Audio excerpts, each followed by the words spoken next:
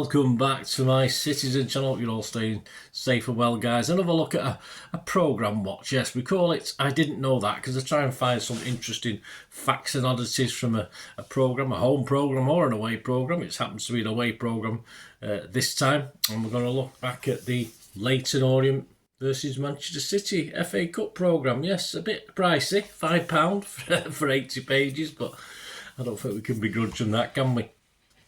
The financials are always very tight, especially with these smaller clubs, which of course Leyton Orient are. I think they've got 3 Premier League teams within quite close distance to them down there as well, so it's quite difficult, isn't it? So anything they can make, all credit to them. A nice cover there, nice split, 50-50 with the Leyton Orient players and the City players on the front cover, which is a tendency to do that with the, let's say, the lower league sides when they play a Premier team, just to sort of promote that side of it as well, which is probably a good idea. Right, let's have a look what's inside. Did you know, well, about Orient? Yes, they've managed one FA Cup semi-final appearance. They didn't get through to the final, but that's their claim to fame. They're actually looking for a new stadium. They do have big ideas of what they can do. Certainly a larger stadium. Actual attendance this season, the average attendance is 7,685, which is okay. Of course, get a bigger stadium, get a few more in for the bigger games. I mean, they probably could have sold 30,000 tickets to their own fans just for this game, and needless to say, plenty of thousands to City fans as well if they had a bigger ground, but that's never going to happen, is it? Although they do expect to make a loss of about £3 million, operating loss of about £3 million this season, so they need to sort of get the income wherever they can with that. Of course, the current sponsors, there's no information as to how much they're sponsored for, but it's supposedly quite a good amount. Interestingly enough, to get extra coffers in, you can hire the pitch. Yeah, you can arrange your own game there on the pitch between the 27th of April and the 1st of June. So for the princely sum of £1,500 plus VAT, you get used to the changing rooms, which is handy, isn't it? You don't want to be turning up, going in with your boots and going out to your cars with your boots afterwards, do you? So, and I think they throw in a referee as well. So if you wanted to arrange a game between a few of your mates, yeah, you can hire the pitch from £1,500 plus VAT. You might even get one of the top referees. Who knows? Well, probably not. Some great classic keeper kits. Yes, you know me. I used to play a little bit in goal. I used to play out as well, but I like to have a season or 2 in goal as I got a little bit older. I got a bit tired in midfield. So, yeah, some nice tops I wore over time, City tops and normal tops. Yes, they've got some great classic keeper kits for Leyton Orient here. They've got the 92-93 one there. A Bukta one, yeah, Bukta used to be quite popular on goalie kits. Used to be, I'm sure City players had Bukta. It just rings a bell, I don't know why. A Bayman sponsored special, that, a bold green and black design with blacked out sleeves from 92-93, which was seemed all the rage then, didn't it? Then you go forward to 1996-97, and interestingly enough, Peter Shilton played for the Olds, completing his 1,000th game while he was at Orient for just one season, the 96-97 season, and there he's sporting, I don't know the mate, Olympic, I don't remember them particularly. A nifty Olympic Acclaim sponsored number, mainly purple, though the picture looks a bit more like dark pink to me, but I do like the little stars and cone shapes and little shapes on it, like Christmas trees on it as well, but I quite like that one. Peter Shilton, hey, it's good enough for Peter Shilton, be good enough for me. Over to 2003-2004, a light blue, never a bad colour, is it? And a darker blue with a V-neck, although it's a bit bland. Matchroom Sport, the sponsor. Vandenel Design. And of course, Vandenel Design is also for the next one we're looking at, 07-08, which is a short sleeve special. I would have been cut to buggery. I mean, I suppose playing on Sunday League pitches where they were rock hard, I mean, my poor elbows would have suffered badly from short sleeve goalkeepers top, so I would never have wanted to wear one of them in fairness, but that's a mainly grey number, sponsored by Party Poker, that one. On to season 2010-11, a Puma one with Party Casino, the sponsor, and green. Yes, there you go. That used to be the staple colour, didn't it? But a green one for a change with a black pattern at the top. And the last one there is the 13-14 season one, a very plain yellow from Nike, with Samsung the sponsor, so not very exciting. Your favourite of those guys? I'll tell you mine. My favourite's the Peter Shilton one, pink purple number, or whatever it is. Whatever it is, let's say it looks more pink than purple, but that's my favourite. I don't know why. Is it yours? Let me know what your favourite is anyway. That's about Orient and City themselves. Well, we've got players who played for both. Of course, Stan Bowles.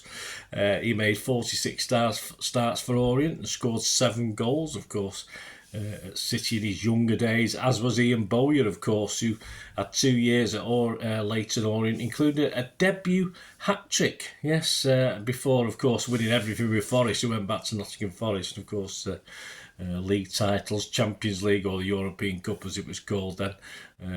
Well deserved from Ian Bowyer, who perhaps didn't get a good crack of the whip at City, unfortunately.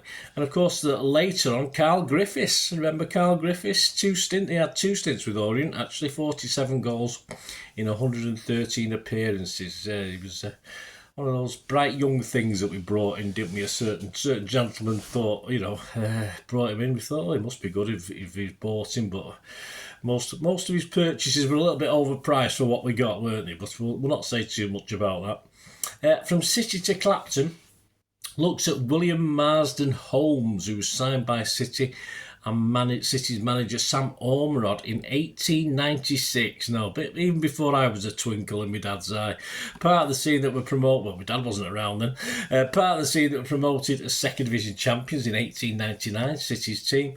Then we bounced back down, an old bouncy club in those days, back down, but immediately back up in the 1902 and 1903 seasons. And City was so close to a league and cup double, of course, in season 1903-04, winning the FA Cup and finishing runners-up in the league. Injury stopped Holmes or appearing in that FA Cup final. He'd played in the previous 2 rounds, although he did suffer from a few injuries during his time at City, but he missed out on the FA Cup final. He left City in 1904-05 to join up again with manager Ormerod, who by then moved to Clapton Orient, which was the original name for Leyton Orient.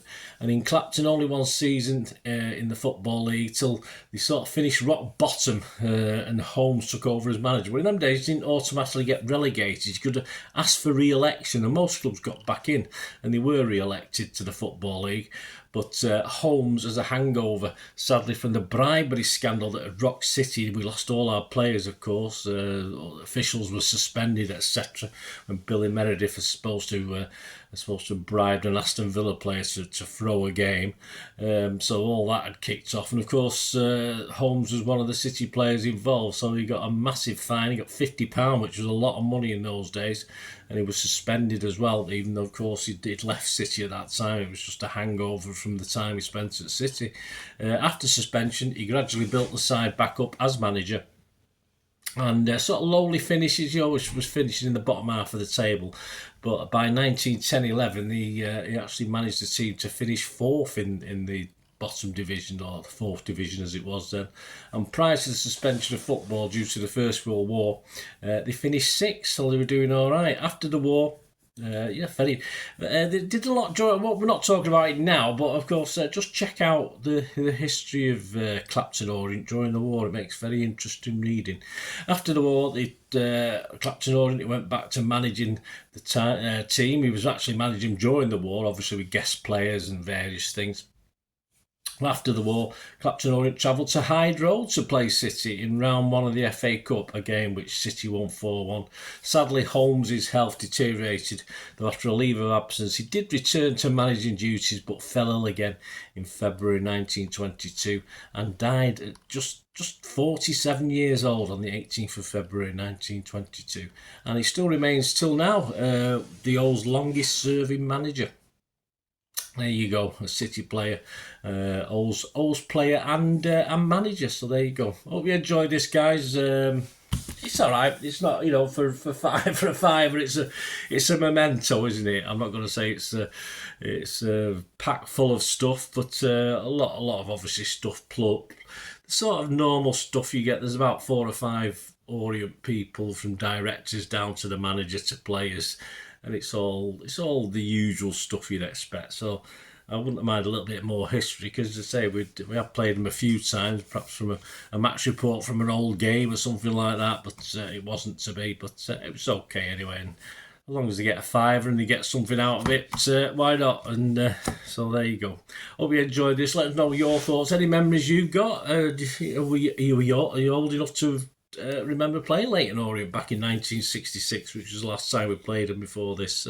Let me know. Leave it in the comments below, or contact me through my various socials. But of course, if you do like what I try and do here on the channel, guys, I'm always after any sort of support you can give me, and all you have to do is stay watching and listening. I hope you enjoyed the feature, and yeah, if you can support me through the subscription, if you can subscribe, guys, that'd be wonderful if you've not already done so. We do actually have memberships at the moment, just 99p a month, so you get access to all my City stuff, including all the history vlogs, dozens and dozens not been published yet, that you get immediate access to, and every time I do a edit and do a vlog, you get immediate access to it as well. So you can have a copy of scripts as well if you want any hard copy of the sort of things I do on matches and teams and managers and players, etc, etc. So if you can join the membership, that'd be wonderful. We do fine. And yeah, if you want to support the channel just by watching the ads, that helps. Watch the ads, let them play through while you just have to check your phone or something, let it play out.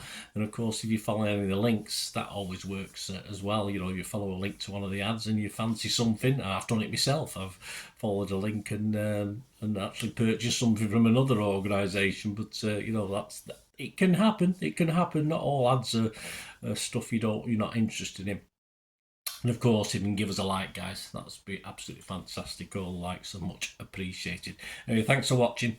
Until the next time, of course, I only ever ask one thing, don't I? Please, I ask you all to stay safe, especially you Blues.